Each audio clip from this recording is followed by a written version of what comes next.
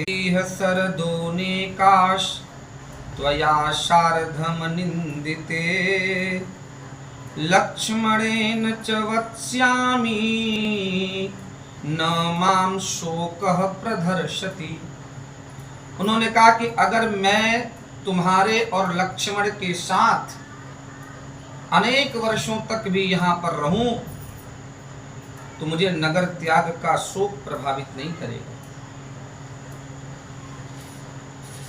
और भगवान श्री राम बार बार यह कहते हैं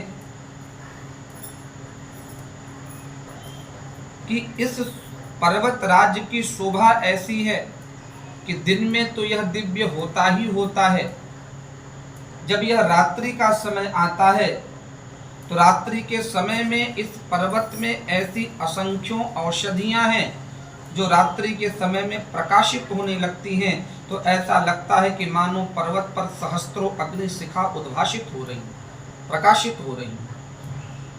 नारायण इसके बाद मंदाकिनी नदी की शोभा का वर्णन करते हैं। चित्रकूट में कौन सी नदी बहती है? मंदाकिनी।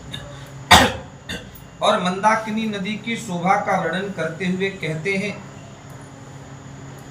कि मैं इस नदी में, मेरा ये सौभाग्य है कि मैं वन में तुम्हारे साथ आया हूं और मैं इस नदी में तीनों काल तुम्हारे साथ स्नान कर रहा हूं। उन्होंने कहा, सीते ये जो वन के निवासी हैं ना, जिनको तुम देखती हो, तुम्हें उनको अयोध्या के मनुष्यों के समान समझकर आदर देना चाहिए।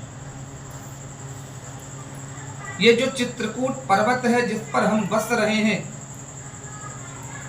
तुम उनको अयोध्या के तुल्य समझो। और यह जो मंदाकिनी नदी है जिसमें हम त्रिकाल स्नान करते हैं तुम्हारे साथ, इसको तुम क्या समझो? सरयू समझो। त्वं पौरजनवद्व्यालान् अयोध्यामिव पर्वतम् मन्यस्व वनिते नित्यं सरयूवदिमां नदीम् उपस्पृंसस्त्रिसवर्णं मधुमूलफलाशनः। क्या कहते हैं कि मैं तीनों काल का स्नान करता हूं तुम्हारे साथ, और क्या खाता हूं? कंदमूल फल का आहार करता हूं। नायोध्यायै न राज्याय स्पृहे च त्वया सह। और मुझे तुम्हारे साथ तीनों काल का स्नान करते हुए जो